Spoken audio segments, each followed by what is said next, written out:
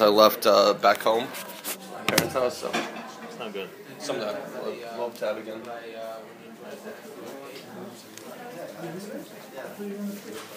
So you want to do that? Yeah. So we can get somebody else. Where's that? Jordan?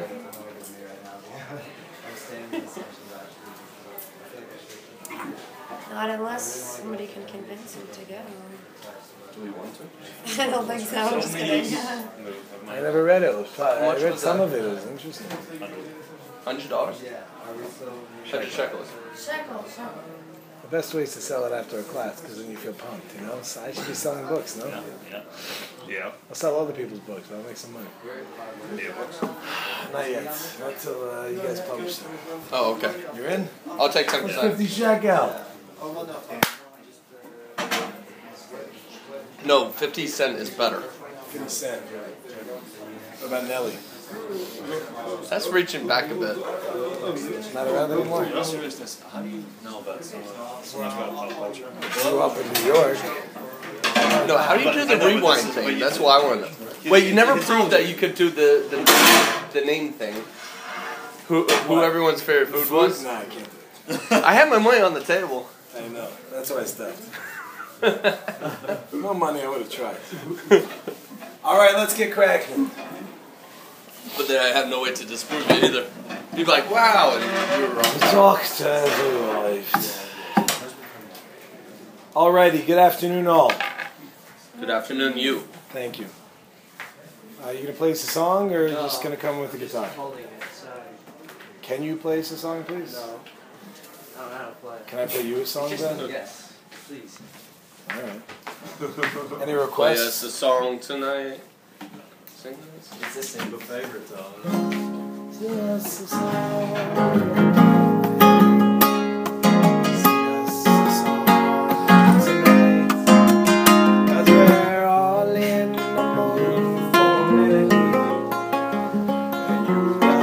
Feeling alright.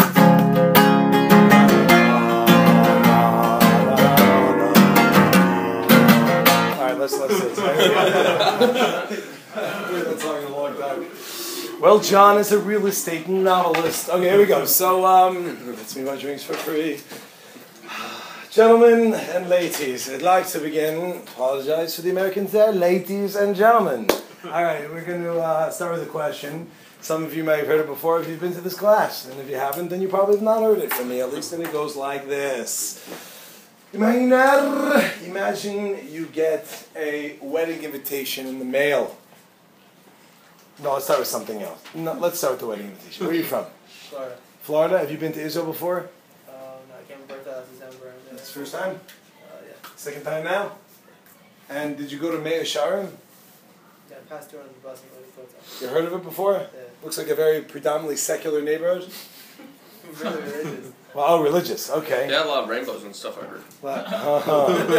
It's Tel Aviv. Anyway, the idea is as follows. If you take a look at Mea Sharim, it's a pretty religious neighborhood. You've heard it before? Been there, done that? So, who has not ever heard of Mea Sharim? Okay, you all know. All right. So, LA, anyone not been to LA? Raise your hand. Not been there. Not been there, not been there, not been there. For those who have not been there, have you ever been to a beach? You been to a beach? Yeah? Okay. So now imagine you grew up on the beaches of Los Angeles. Yeah? Or anywhere else. Just pick that one because it's easy to pick on. You grew up on the beaches of Los Angeles and you grew up like a secular guy / girl. Pick one. That's a different class, I apologize. You grew up like secular. And you got a bunch of buddies or budettes. And you become observant. And years later, 10 years later, you get an invitation in the mail. It's to a wedding.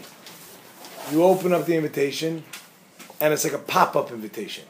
Okay, like the beach like pops out, and like everything in your past. And it basically says, yo, dude, getting hitched, tying the knot, put my foot down for the last time. Right? I want you to be there, dude. Beaches, California. You figure out the date. Yeah. Looking forward to seeing you. Okay?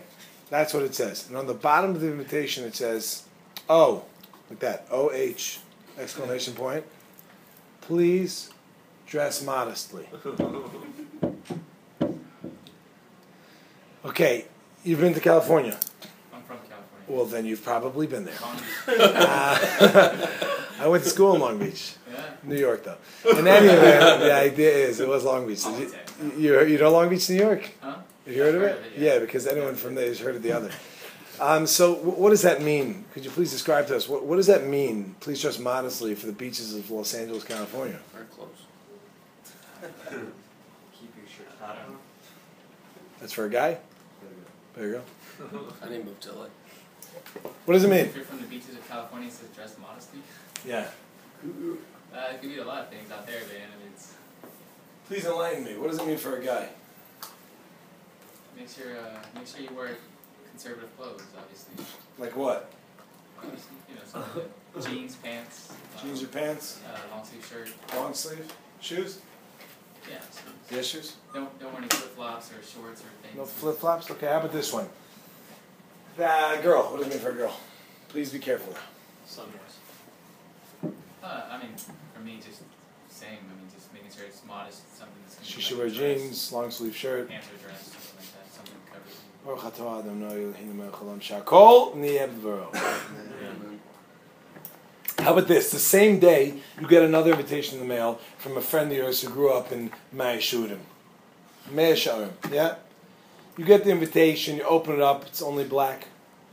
And it says on it, Shalom Aleichem. Shalom Aleichem. Shalom Aleichem. Ich bin getting hitched. Yeah? I'm getting married. Be'ezras Hashem Yisborach Shemai Yain Hara. Be'ezras Hashem Shalom Aleichem. This is the wedding. Be'ezras Hashem, I'll see you there. You forgot mamish. Mamish. Mamish, mamish, and O. Please dress modestly. What's your name? Liam or Liam. Which one? I had a conversation with all the rabbis earlier, man. Just pick one. Rabbi Burger? What do you ask you for your slave name? Yeah. Mom calls me Liam. A child or an adult?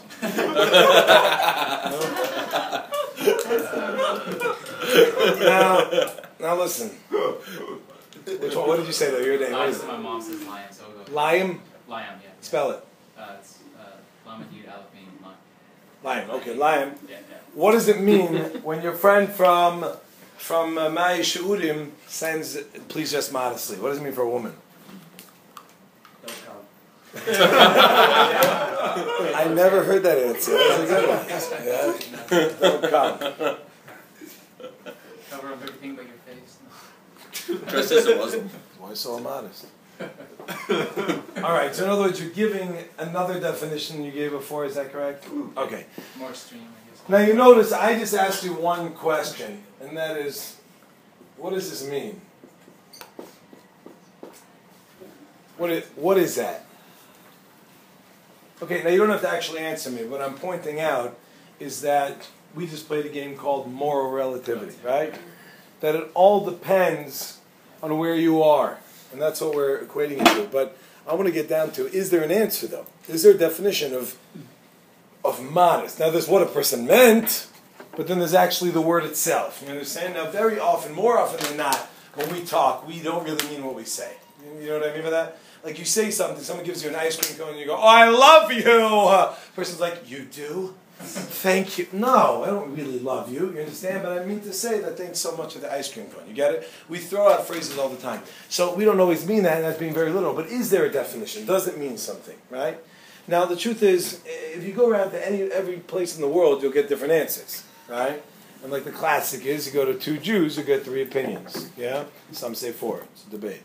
But the idea is what? Is that you all get all different answers. Now, what's called moral? What's called ethical? What's called right? What's called wrong? What's good? What's bad? What's fair? What's unfair? What's just and what's unjust? You go to any different, forget even country, from state to state, from province to province, right? You go one thing to the next, and they change drastically, right? And I want to know, is there an answer? Is there something which is considered right? Now, the other example I was going to start with is let's say, Russian, don't tell me. First letter starts with an I. Ilya. Let's say Ilya were to fall asleep now. And, thanks, buddy. I'm kidding. Let's say Ilya were to fall asleep. And this is your pen? Yeah. Okay. Not Yes? anymore. Yeah. Yeah. Now, that's exactly what I was going to say. If I take your pen, is there a problem with me taking your pen, putting it in my pocket, walking away, and never coming back? Yeah, I think so. What's wrong? Yeah. It's not your possession. It was not your possession originally. Now it's yours without my permission. How about this? It's Can I stolen. use it and I give it right back? Yes. That's no problem, right? Right. Right? Right. Right? Probably should ask first. What'd you say? You probably should ask I should ask first? What if I don't? So you say I should. Like, in other words, it's okay. Yes, you should. You should. So it's okay. What you're saying You is, shouldn't take something from someone without. I shouldn't, but it's okay. Steal. No, it's not okay. So not I should, I can. That's what you mean to say. Well, if you did the same thing with a You credit can't card. take it without asking. Yes. What's that? If you did the same thing with a credit card, it might be different. Well, if I return it. Yeah, but you can still use it. You say I can't. What do you say? What's the problem? I'm giving it back to him, though. So what? It's not like a book that doesn't. Use the ink. A never-ending ink pen. Fine. That it's fine? Then there's no problem. So in other words, as long as I don't use it in a way that it's going to take away from it, then I'm allowed to take it. That's correct? You argue it. No, you shouldn't take it. You say no. What do you say? I think now it's a problem You say, that there's that never ending. I only hear what I want to. Okay, problem. What do you say? Man who doesn't know his name? Yeah. I think there's a problem. What's the problem? Well, just like she said, I mean, I think you should ask permission before I you understand. I'm giving it back though. I mean, then you could, where does it ever stop, though? Take Seven. a pen, and then take a credit card, and take someone's hat. I'll give it back. I personally wouldn't do it, but what do I know? Depends who. A lot. What? Depends who. Ilya. Say if the buddy of yours, then yeah, you wouldn't care. So Ilya's my buddy, but let's say someone's not my buddy. You shouldn't do it, then you get upset. Shouldn't, can't, not allowed, wrong, And it's wrong. not moral. You can do it, but it's frowned upon. Too many options. Too many options, huh? Relative. Yeah, what do you say? It's like, morally it's not What's wrong. your name? Dominic. Hello, David. Morally it's not wrong because he's never in ink, he's not technically losing anything. But ethically it's wrong because you don't have that rapport. Even if you do have that rapport, you just take it to them without asking. Society's a dumb. So you notice that we already have in the room a lot of different opinions, right? So you go around, you'll probably find a lot more. And you go state to state, country to country, even just in ethics, just in the concept of ethics. You go into any hospital in a first world country. I don't know, where are you from? Australia. Do they have hospitals there? They do, right? Only in the really good part. Yeah, you say like, they're upside down, but anyway, you have them. So let's say you go into a hospital and you ask to speak to their ethical board. Anyone heard of such a thing? Something called an ethical board? Anyway, one of the very famous cases. Anyone from Florida? Yeah. You're from Florida? So you're probably familiar with maybe you don't remember, but Terry Schiavo case. Do you remember that? Yeah. You remember? Everybody remembers that case? Pretty crazy situation about a woman who was brain dead. She didn't feel anything, but she did, but she didn't, but she did, but she didn't, but maybe she did, but maybe she didn't. That was the difference back and forth. The husband wanted to pull the feeding tube, but he wasn't the husband, but he was. But they were divorced, but they weren't divorced. He loved her, but he didn't love her. He wanted the money, but he didn't want the money. That was what was going on. That was the back and forth in the case. Big, ideas of like, does she have the pain? Does she not feel pain? Is he doing it for the money? Is he doing it for her good? Because she had said DNR, right? Do not resuscitate and don't keep, etc. But she didn't really say it. It was a big hoopla. And they pulled the feeding tube and they put it back. Anybody remembers? Yeah. It was all good. They took it out and they put it back in. And then they pulled it out again. And she died. How long did it take? Anybody remember? A few days, I think. Took 2 weeks. Wow. 2 weeks until she died. But again, back to the she didn't feel pain, but she did feel pain thing. Right? There's a whole thing about that. Now, who in the world, who in their right mind wants to take the responsibility to be the person to make that choice? In other words, who do you think you are Okay, you're a judge. Can I see? Just see. I see you finished schooling. Where's your ethical certificate? Oh, you don't have any. Oh, and who gives it out? Oh, no one. So who do you think you are to make a choice like that? Does everybody hear that? These are big choices. Now everybody has their book of what they should be doing, law books and decisions, etc. And the Jews also do. We have our book of ethics. We have our book of ethics. What's our book of ethics? Okay, so that's being very literal, and that's what I want to focus in on. If you take a look generally, the idea is the Torah, ultimately. The Pirkei Avos, let's say, for example, more literal is how they translated ethics from Sinai. For those who did not hear of it before, Pirkei Avos is part of the oral Torah that was written down. Why was it written? We understand, we've discussed in the past, but basically all the nations of the world loved us to death. Had we not written it down, it would have been forgotten, so we wrote it down. Very simple, all right? The oral Torah was written under circumstances that made it necessary to be written. But the idea, nonetheless, is one of those is called Pirkei Avos. And we have our book of right and wrong. But here's the question. How do we know who's right? And how do we know who's wrong? Right? The rabbis, I'm sure, are really nice people. And if you need a cup of water, they'd probably get it for you. But who says that they're right? Anybody saw the movie or read the book, Catch Me If You Can? Yeah? So who didn't see it? Doesn't know what I'm talking about? Okay, so I'll pretend like you all did. So there's the movie Catch Me If You Can. You remember the scene when he was the French teacher? Anybody remember that? He walked into a new school the first day. And he came because his parents were getting divorced, the whole thing, right? And he walks in and some kid beats him up, and then he walks into the classroom, there's no teacher, so he just walks to the front and he says, "Bonjour!" Right? And that kid who beat him up was like, he's like, "Everyone open up your books to so-and-so," and he was the teacher. Yeah, so you guys made a lot of assumptions about me. For some of you know me. You never met me, right? In which case, if you saw and you never met me, right? Did you ever meet me? You never met me. Now, it could be, you never met me either. Look at that. Now, it could be that you saw on the schedule that it says that this guy, Gabriel Friedman, is teaching today. Right? Or maybe you didn't even notice it. But if you saw that, so then I come in and I start. So you think I'm Gabriel Friedman. Suckers. Right? And you think that I'm Jewish. Yeah? You probably think that, don't you? Yeah? Little do you know. About other things, but I happen to be, by the way. Yeah, but, you think I'm Jewish, you think I tied Friedman up, he's in a closet. And for those who know me, by the way, for a while, even from last year, right, you should just know that I'm still not Friedman, he's still in that closet, yeah? I've just been doing it for a year. You have no idea who I am. I could be telling you who knows what. How do you know anything I say to you today is true? This is a question that we know about any person. Now, this is a bit of a dangerous question, because now I'm opening up Pandora's box that every time I say something, you say, "Yeah, where'd you get that from, man? I know you're going to do it," right? So the question is, how do you know anything I'm saying is true? So I'm a little dynamic, right? Play piano man, yeah, jump around a little bit, talk about the beaches of L.A. It's like my father always said, if you have nothing to say it with confidence. And people believe you, right? It's a very simple idea, right? Very simple idea. You know that in this upcoming election, 74% of the United States does not want Obama back. Everybody's familiar? 60% of all statistics made up on the spot. Well, actually, it's 84. But it happens to be that none of you flinched there. I completely and totally made that one up there. But if I said it like that, it's like, wow, oh, interesting. With the fervor, with the passion.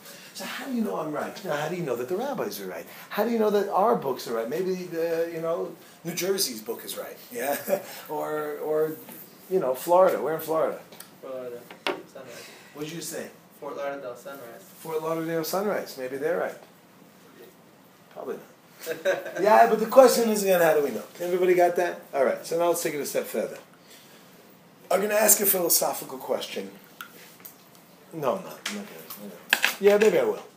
But I'm not looking necessarily, for a philosophical answer. I want to just take a straight up idea. Matthew, welcome.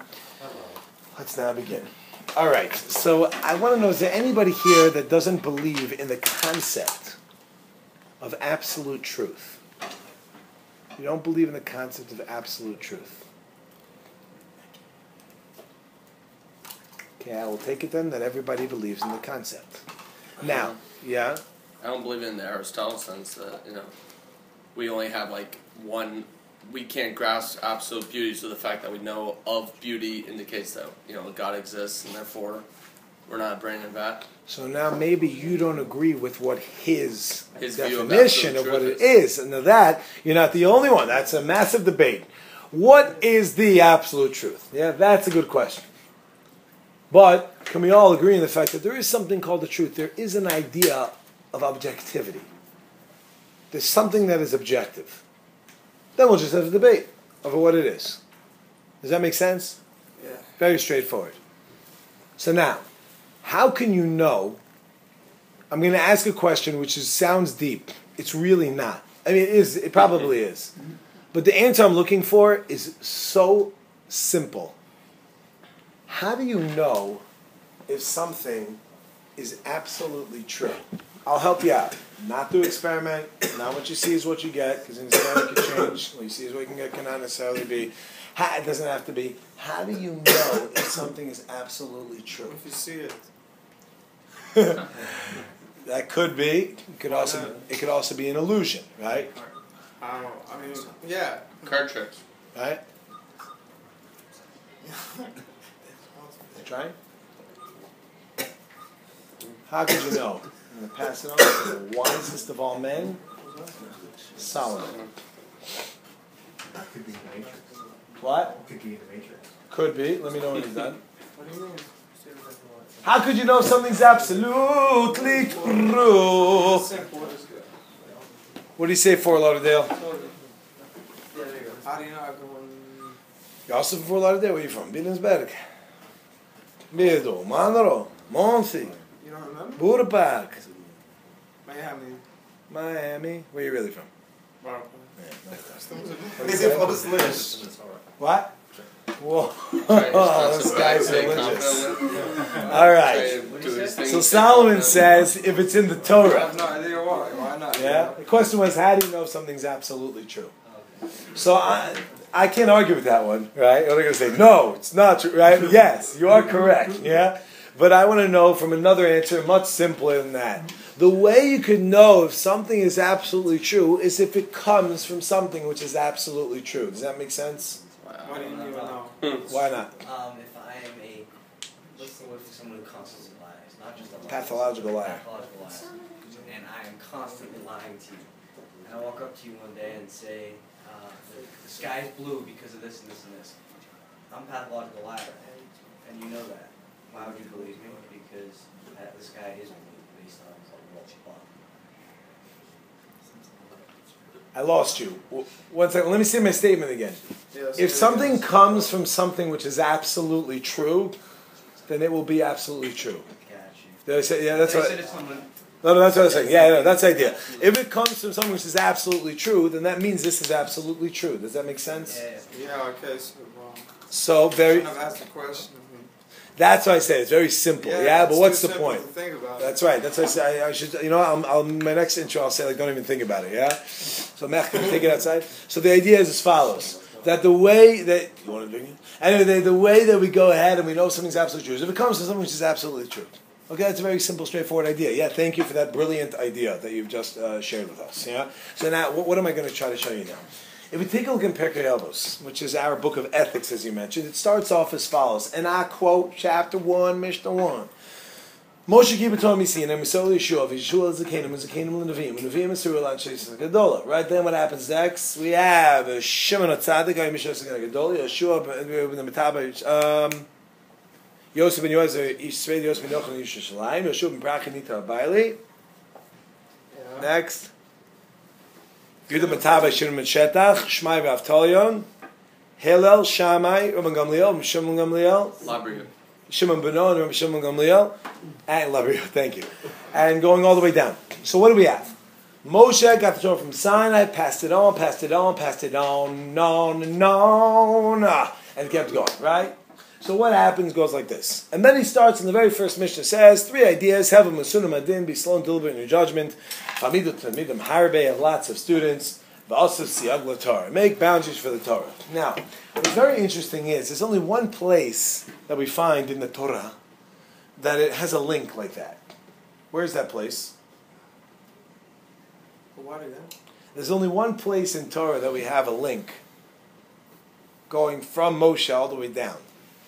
Where's that? Oh, I knew this. I'll give you a hint. We just said it. The Mishnah in Pirkei Avos, right? There's only one place where it says it, exactly where I just said it. Moshe keep it on me seeing them, so we show scan of it said it on Rabbi student until today. Now the question is, ¿por qué? Pourquoi? It's Russian. Right? Is that Russian? That's Russian, yeah. Хорошо? Listen. Alright. Yeah, so what do we got? We got is it's starting from the beginning till end. There's only one place all over there. Why? Why is that the only place? So it's interesting that if you take a look at Talmud. So the Talmud is about, it's basically, if you look and you learn through it, it's about 95% proof, 5% ethical statements. What I mean by that, by proof, is that every time a rabbi speaks up and says something, another rabbi comes and says either minohani mili, minole, or minayin. That's what happens, right? Where are you coming from? You can't just say things. Where are you coming from?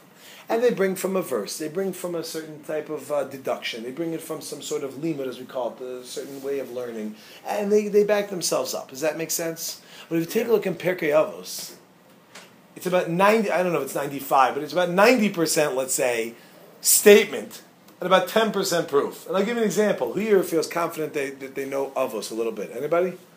Has anybody ever learned Pirkei Avos before? Ethics from Sinai? Does anybody know approximately how many Mishnayos there are? How many Mishnahs, how many statements there are in the first chapter? Like 15, maybe? You're close. Anyone want to take another shot? Chai? 18? 18, very good. There are 18 Mishnahs. Now, of the 18 Mishnahs, how many of them are backed up? How many of them have verses? Oh, they all start off with like, so-and-so learned from so-and-so. So, how many of them have a verse? 18. 18 of them have a verse. No, again? How many of them have psukim? How many of the Mishnayos have psukim? In the first parak. Oh, You're very close. One off. one. Negative one. No, I'm just kidding. You're right, right? One Mishnah, which is the last one, has a verse to back it up in terms of a verse itself, right? Okay. Now the question is why? How are we going to believe it? So if you look at the idea of the Talmud, in other words, you look at the Talmud, you have it straight out. Where'd you get it from? Back yourself up. But if you take a look at Mishnah's Pirkei Avos, it doesn't have that. Therefore, comes along Josh. And he says we have to do that. We got to back it up. How are we going to back it up? Moshe kibel Torah mi Sinai. Moses got the Torah from Sinai. Passed it on, passed it on, passed it on, passed it on. Hu haya omer, hu haya omer. Every statement that is brought down in our book, as we call ethics, doesn't come from them, those people. It comes from the Lord. Now, I'm not spending this class proving God, etc. I'm assuming now, maybe it's a big assumption that you actually believe that there's a God and that He wrote this. And if not, get ready. There's a God and He wrote it. Now that that's clear, let's move on. Okay, no arguments? Good. All right, so now the truth is, we do need to get into that. And those who have a problem with that, stick around. Don't run away so fast. Change your flight if it's on Sunday. Anyway, the idea is as follows. So what we have is, or hook up with John, because John's pretty good. So what we have is what we've got here is a failure to communicate. But what I'm trying to get across is that everything in there is found from the Lord. My friends, how do we know we're right? The reason we know we're right over the other people is because we're not coming from us. We're not coming from our own statements. This is coming from the Lord. So then we just have one question. Has anybody here been to university recently or is in university now? Okay, for those who have been or are in now, you might be familiar, some of you a little bit too familiar, with a website called turnitin.com. Are you familiar with that? You said that. Is that the one sadly. where they check for plagiarism? Yes, I know. That is a website that the purpose is, how do we know if a professor gives you a report to do on Osgood-Schlagen's disease, however you really pronounce it, right? The disease in the knee, yeah? Oh, Osgood-Schlatters. Sure, that's what I said, right? You just type in Osgood-Schlagen and it'll say, did you mean? And then you'll be fine, yeah? The idea is what happens, you go out and you see some pictures you shouldn't have looked at and you realize I meant the other one. Okay, point is what happens, some Russian, whatever, and you know what I'm talking about here. Anyway, so what happens is that you go out and you look it up. And you don't go to the first 10 pages, because they'll definitely look there. You go to page 194,000, yeah? And you print it up, hand it in, bam, 100. So how do they know you can do that? So now they have a website called turnitin.com where they take your paper, they scan it through the computer, and it goes through all the websites to see, did you plagiarize this or is this yours? Now tell me, did you ever have in school a teacher that when you didn't do well would write on your test, would write something on the test itself? Let's, in elementary, primary school, things like that. Did they write in red ink ever? Yes. Yeah. And like big letters, like all over. Right. I don't think they have any other color. The goal is, I went to a teacher training once. The first thing they tell you is kill the kids. Just destroy them psychologically so that they can be pointless and do nothing. So write in big red letters all over the page and make them feel like garbage. Anyway, the idea is nonetheless, you guys missed that convention? Right, but the idea is what they go and this is what they do. Now, if we would put Perkei Avos through the machine, it would come out blood red. Blood red. There's a little man in the machine that just... Now, why would it do that? Because everything in the statement says, Hu Haya Omer. He said the following, and this rabbi said the following, and this rabbi said the following. And the question is, what you talking about, Willis? You say none of that, bro. All this comes from the Lord. Why are you taking advantage that you say it came from you? Does everybody hear that? We started by saying that everything found in Pirkei Avos is coming from Sinai, it's coming from God past to Moshe Rabbeinu. But then it goes off and starts quoting all these rabbis, and they said. So is it them or is it God? Which one is it? And what if God were one of us? If God was a pig, she's not, and she's going to burn. Anyway, so yeah, what do you guys say? I'll help you out. Here we go. I had a rabbi in high school, and he used to say all the time, Achdus. What's Achdus? What's that? Togetherness, unity. And he would say, we have to have Achdus. We have to have unity, right? Now, if we were to put him in Pirkei Avos, we would have wrote, Hu Haya Omer. He said Achdus. Anybody had teachers like you? If you had friends that you go into school with, you sum up your teacher with like one word that he used to always say. You know what I'm talking about? Like 36 zeros, you're late, right? You ever had one of those? I had a lot of those teachers. Right? Anytime you walk in late, he just gives you 100 zeros. So the idea is, what happens that they just sum up. If we were to put in Pirkei Avos, my rabbi would say, "Who I am." Now, did he make up the concept of Achdus, of unity? Absolutely not. But that's something that he took into his life, and he made real, and he wanted to pass on. Do you hear it? So therefore, So eventually it comes from same source. Say again, please. So eventually it comes to the same source. It all comes back to God. So what I'm saying, so even it says that this rabbi said it.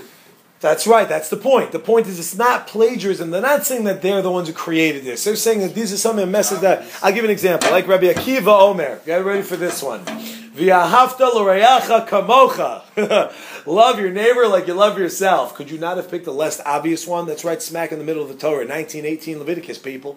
I mean, at least pick Karbanos once you're there, right? Nobody looks at sacrificial offerings. What are you picking the obvious ones? You're saying that, this is... It's not from you. Bloody plagiarism. Answer is what? Is that they're just telling you that something which they incorporated. I'll give you an interesting exercise to do, which you probably won't, but maybe you will now. But now you won't. But now you might. And this is something which I never did, but I tell other people to do. Go through Pirkei Avos. Well, that's pretty much everything. But anyway, let's get back to this. That's what. Go through Pirkei Avos. Go through it and you'll see. When it says that a rabbi said something, you'll get an insight into who that rabbi was. That's what he was. For example, the very first mission that we quoted. The men of great assembly, they said three things. Three things, that's all they said. They said thousands of things. Why did they said three things? Because those are the three things that they used to constantly stress. Why did they stress them? Let's take a look. Number one, have a masunim badin, be slow, have a matunim badin, be slow and deliberate in your judgment. Why would he say that? Why would they say that? Can you guess what they were? Judges. That's right. V'amidu talmidim harbe, have lots of students. Why would they say that? They taught people. They were teachers. V'asu siag l'Torah, tiag, slicha. V'asu tiag l'Torah, no, I'm just kidding, tzamach. V'asu siag l'Torah, and make a fence for the Torah. What were they? Fence makers. Right? They were the ones that set up boundaries that we shouldn't come to fall. You get it? So when a person goes ahead and you look at it and you'll see, now I get it. That's what's going on over here. So how do we know if we're right people? The way we know is because it's not coming from someone making it up. It's not just like a rabbi woke up one day and is like, hey, I have an idea. Let's love people like we love ourselves. Right? That's not what happened. What happened was they came along from the Torah. Yeah, there you go. Gosh, you got me. Anyway, the idea is what? Just don't say it again. I don't want people to know. So what you have is what? Is that you go through, you'll start to see an insight into who these people were. Now here comes the big question. Okay? So what do we got so far? What we got so far is the idea that everybody has their right and their wrong, the good, the bad, the fair, the unfair, the just, and the unjust. Who's making these life and death decisions? And these are serious decisions. These are things that are brought down in Jewish law, pulling the plug and not pulling the plug. Yeah, these are things which are brought down. Are you allowed to? What about feeding tubes? And what about respirators? And what about? These are real questions. And there was once, I don't know if it was I'm hoping it was just a joke or a riddle or whatever. I'm hoping it's not a true story, but they found that there was a floor in the hospital that people were dying. They brought people into the hospital and everybody on that floor was dying. So they did like a research and they found that what happened is that when the janitor came at night, he would unplug the respirator to plug in his vacuum.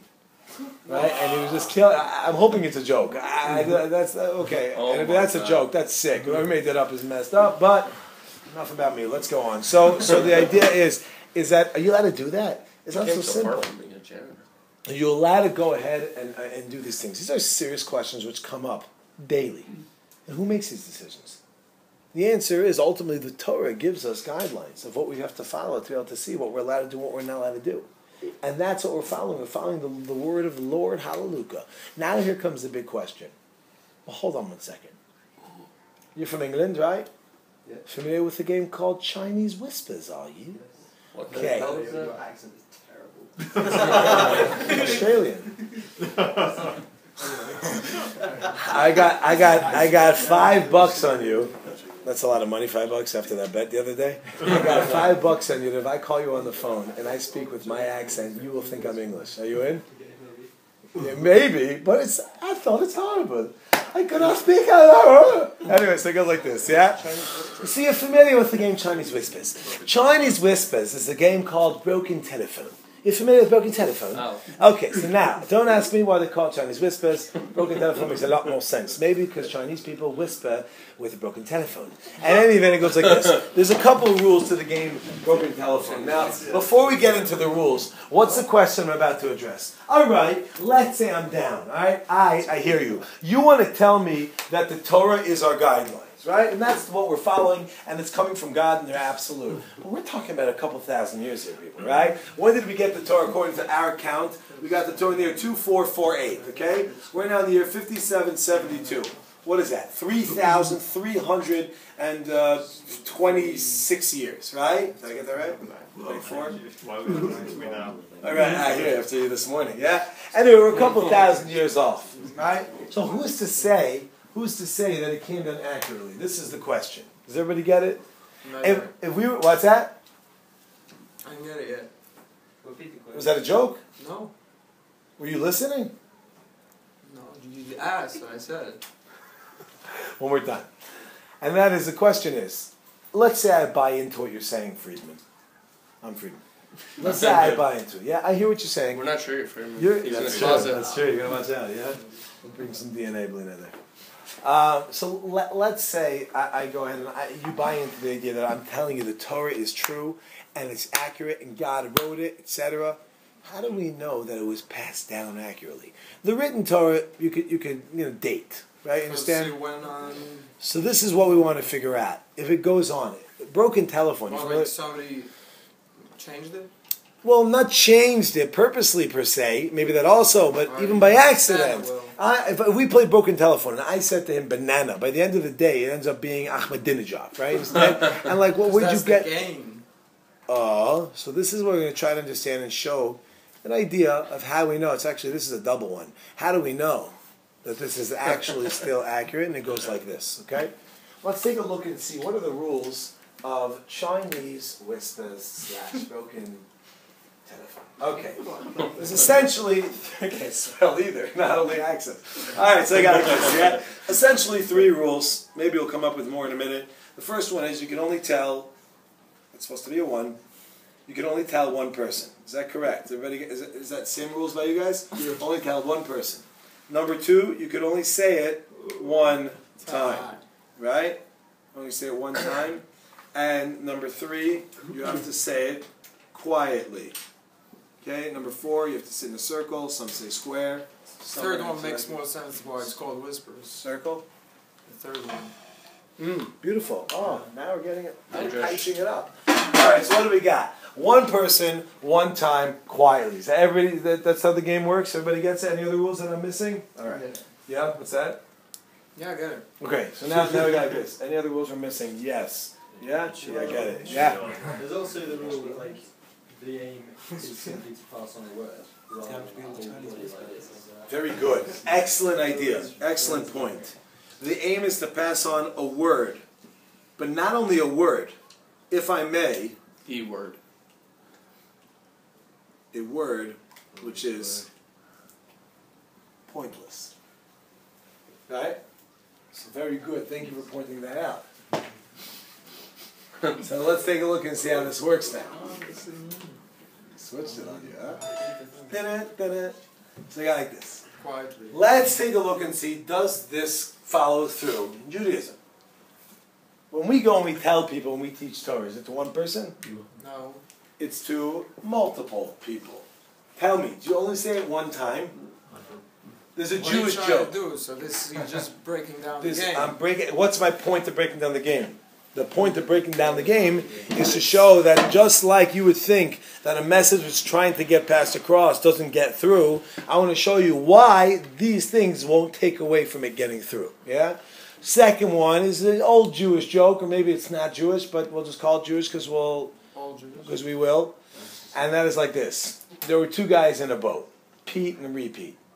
Pete fell out. Who's left? There were two guys in a boat, Pete and Repeat. Pete fell off. Who's left? Okay, so if you know the joke, I prefer to say it differently. You know this one? No. Did you get it though? What's the answer? Okay. There are two guys in a boat, Pete and Repeat. Repeat fell off. Who's left? Exactly. Anyway, so we got like this. The whole thing is we just keep saying it. You get that? This is not just once. This is time after time. Time after time. It's over and over and over and over and over. Now, tell me, do we say it quietly? Call it out. Jews are loud. Yeah, Jews are not just loud. They are loud. Yeah? You walk into a base medrash. You walk into a study hall. Yeah, if you're not used to it, if you're secular and you've never been to one of these before, or you're observant and you haven't been to one, either way, right? And what happens is you walk into a library, you'd expect it to be quiet. When you walk by, was anyone in the base medrash in Eish HaTorah in the other building? Anybody saw it? So there's like, interesting, there's a glass, there's like a glass. Before you go in, there's a glass there. So I always like to see when people like come to watch. It's like watching the monkeys. When I see people watching, I'm like, right? And then, but when you walk in, it's like quiet. You walk in and you're like, what? You're a blind man walking in the dark. You don't even know what you're talking. Is there anything in that head of yours? Yo, mama, right? They're going crazy at each other. The funny thing is, though, hits 1 o'clock, hits lunchtime, and the guy could be mid-sentence dissing his mama's cat, how his mama doesn't even know what's flying, and he goes, yo, hey, want to get some lunch? And from an outside perspective, you're like, what just happened there, right? I thought you hate each other. Answer is no, it's a quest for truth. This is not an idea because I hate you, right? This is an idea, now that might be a little bit far, saying your mama, right? But the idea is it's a quest for truth. The Talmud says that there were two rabbis, one by the name of Beis Shammai and the other of Hillel. It says that if Shammai and Hillel would have swords when they were learning, they would have killed each other. Right? Out of the fierceness of the Torah. But again, it's for truth. When he would have killed them, they'd be like, oh my gosh, what'd I do? Right? Yeah, but the idea is it's for the purpose of just getting truth. It's definitely not quiet. Yeah? And you know a Jew. How do you know if there's someone a Jew? Yeah? And I apologize if I'm insulting somebody here, if you happen not to be Jewish. But and that's happened. So if you are, okay, I'm not dissing on you. I'm just saying a reality. How do I know? What's a telltale sign for me if someone in a class is Jewish or not? You keep talking. Circumcision. No, I'm kidding. A telltale sign for me of whether or not, there you go again. A telltale sign is if I ask you a question and you respond with a question, then I know that you're Jewish. Then I know you're Jewish. If you argue with me, I know you're Jewish. If you're interested, I know you're not Jewish. Right? It's just like a simple idea. You find this, yeah? Are we quiet? Are Jews quiet?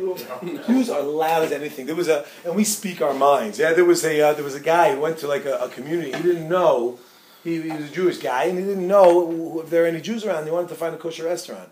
So what he did is he stopped in the middle of the street.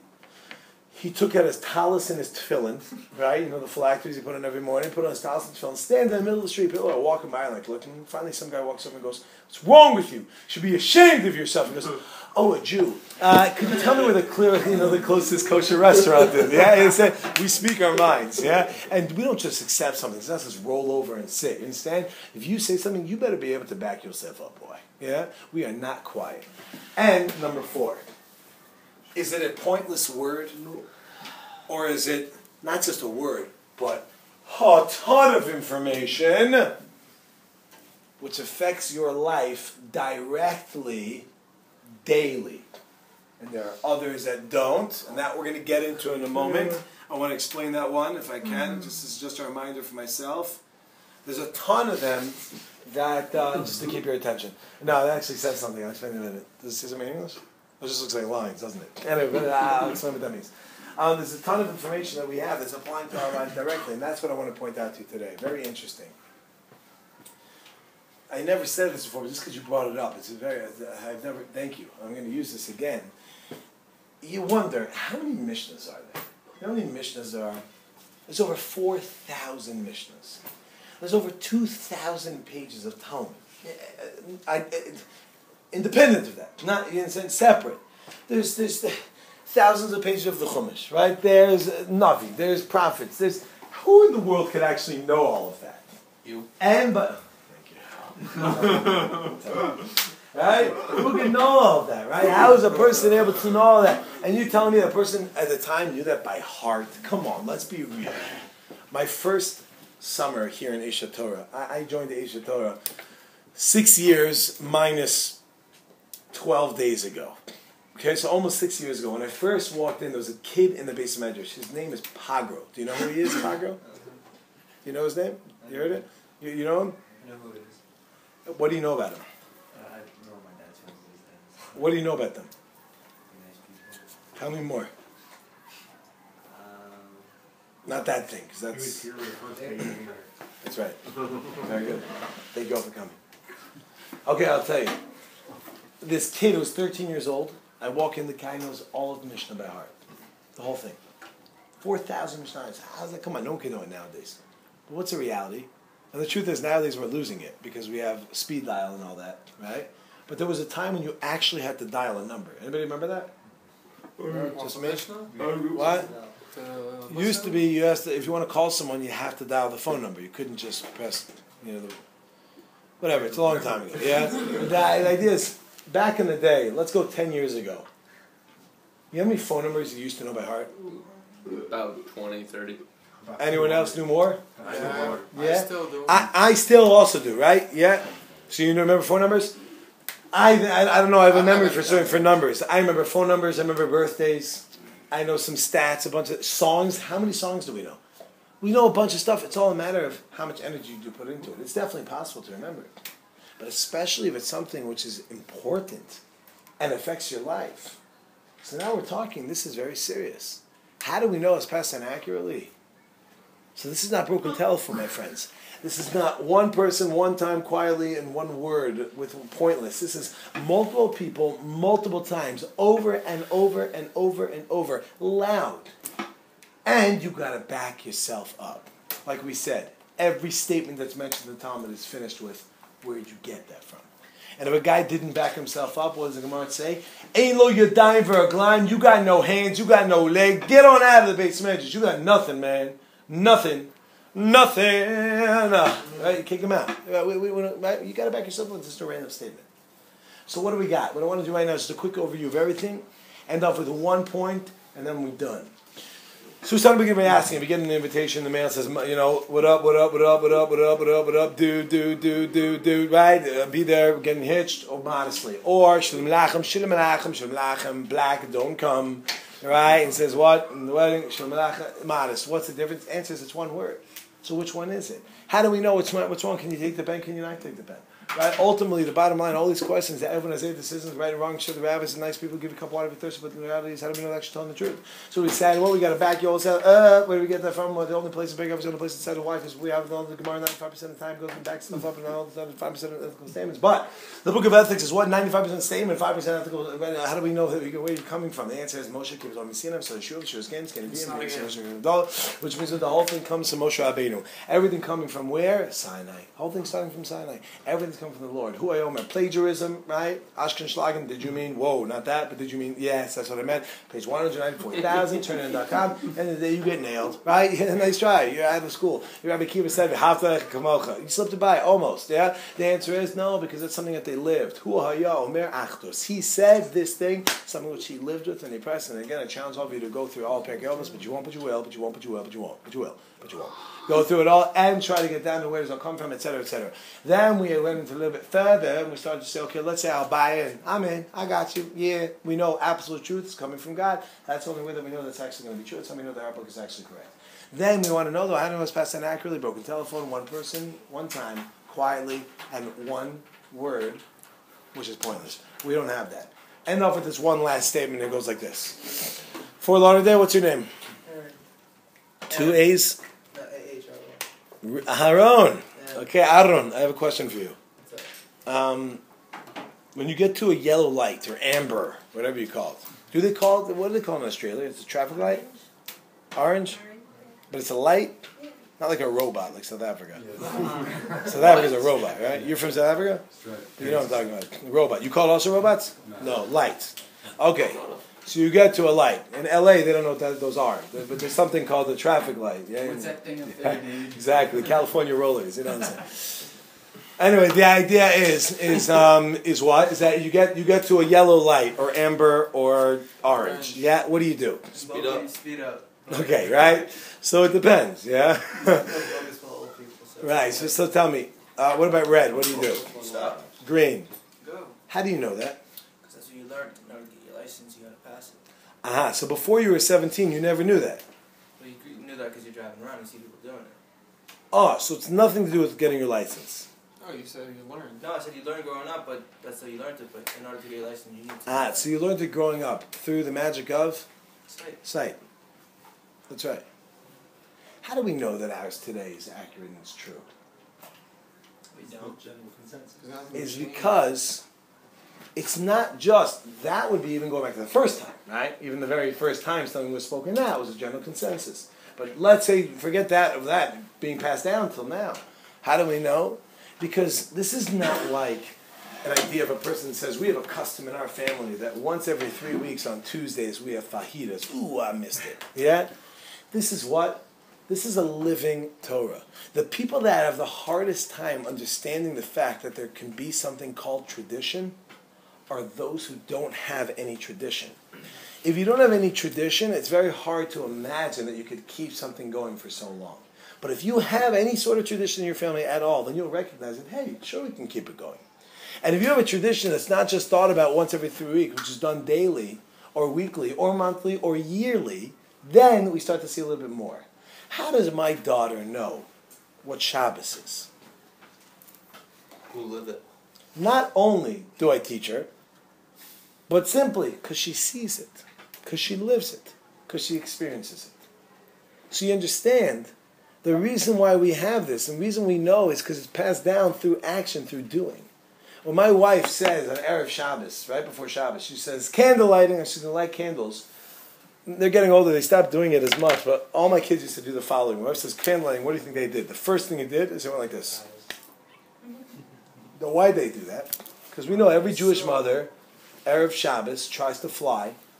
She can't, so she starts to cry, right? You understand? Or she doesn't do that, but anyway, you get the idea, yeah? So my kids do that also. Then they start running with their hands like this. That's pretty scary. But kids have this built-in radar. They know where corners are, usually. We live near a hospital, so we're okay. Anyway, but the idea is what? And we have been there many times. The idea nonetheless is what? It's living. Now, the last thing I want to point out to you, which is really a big one. This is very big. That's number 5. Now, it looks like I didn't write anything, but I'll make it a little bit bigger for those who read Hebrew. This is what I just wrote. What is that? Anybody know? Teku. Now, besides it being a restaurant... Kushios vibos. Right now, besides being a restaurant, besides it being a soccer term here in Israel, or a football, even though the English are the ones who created the word soccer, but not for now. Even though, besides being teku, right, when you say here tie in Israel, they say teku, right? And the idea is, teku is an acronym for Tishbi, Yitaretz, Kushios, V'boyos. Eliyahu Navi, Elijah the prophet, when it comes to the time that we're going to get the Messiah, is going to answer certain questions. There are questions in the Gemara that we have that we don't know the answers to. What's the point of me telling you this? We find them, we can't just say it's crap because there's no answer. Okay, that could be an answer. What am I saying? Even if we can't You're guarantee asking the something answer or these something? days, there is still an answer. So that's one, but what I want to show even stronger, or along those with that, is that we're telling you what we don't know. We're not hiding anything. There are things that we lost in our tradition, and we'll tell you, we lost them. But those things that we're doing, that's because we have. Do you hear that? And you take a look in the commentary, there's a very interesting idea. There's a commentator named the Bach. The Bach was used to he used to amend the Talmud certain words, and some of the words that whenever he amends a word that he thinks should be different based off different sources, he doesn't change the word in the Gemara itself. There's a little letter and it takes you to the side and it says, the Bach says like this. When I was learning in yeshiva, I used to write on the word what the Bach said. I used to write in the Gemara. And my rabbi said to me, even the Bach didn't have the audacity to do that. And you have the audacity? See, what's the idea? Why didn't you just change it? Because they say, we'll show you. We will air all our laundry. You want to see our mistakes? You want to see our problems? We'll show it to you. But that means to say that which we do say, that means because we know. This is not just random, arbitrary statements that we maybe hopefully got right. These are the things that have been passed down. Tradition, lived, not just fajitas, but every Shabbos, every day tefillin, every day davening, every day brachos, every day, working it through. And those things that we don't have as much, those are when the questions usually arise. That's the things that we don't have as much, unfortunately. But when it comes today, and apparently I'm done, and when it comes to when Mashiach comes, that's when hopefully Mary Menu Amen. All right, thanks very much. Any questions? Any other guitar songs? We're open for it. Say again? Do you remember who you are? Sure. I know who you are.